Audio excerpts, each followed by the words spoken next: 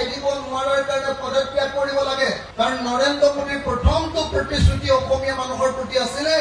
যে অসমখন তেওঁলোকে বিদেশী মুক্ত কৰিব বিদেশী মুক্ত কৰিবৰ কাৰণে সুপ্ৰিম কোৰ্টে অৰ্ডাৰ দি এখন এনআৰসি বনালে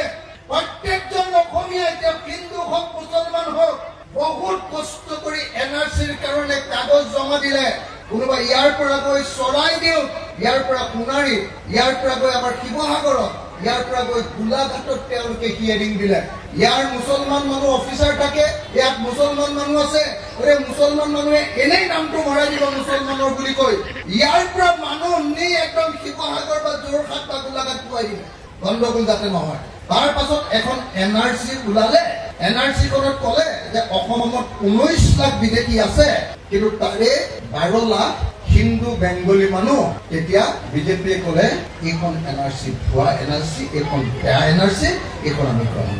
19 লাখ বিদেশী ওলালে 19 লাখৰ ভিতৰত 7 লাখে মুছলমান ওলালে যাৰ এতিয়ালৈকে কাগজ পত্ৰ প্ৰমাণ হোৱা নাই যে তেওঁলোকে ইয়াত 1971 চনৰ আগতে আহিছে কিন্তু 12 লাখ 7 লাখতকৈ 5 লাখ বেছি মানুহৰ হিন্দু মানুহৰ নাম সোমাই গ'ল য'ত হিন্দু মানুহকে প্ৰমাণ কৰিব নোৱাৰিলে যে তেওঁলোকে 1971 চনৰ আগত আহিছে এতিয়া ক'লে নহয় এইখন এনআৰসি বেয়াকে বনাইছে এইখন এনআৰসি গোটেই বাংলাদেশী বিলাকে হাইজেক কৰি লৈ ল'লে সব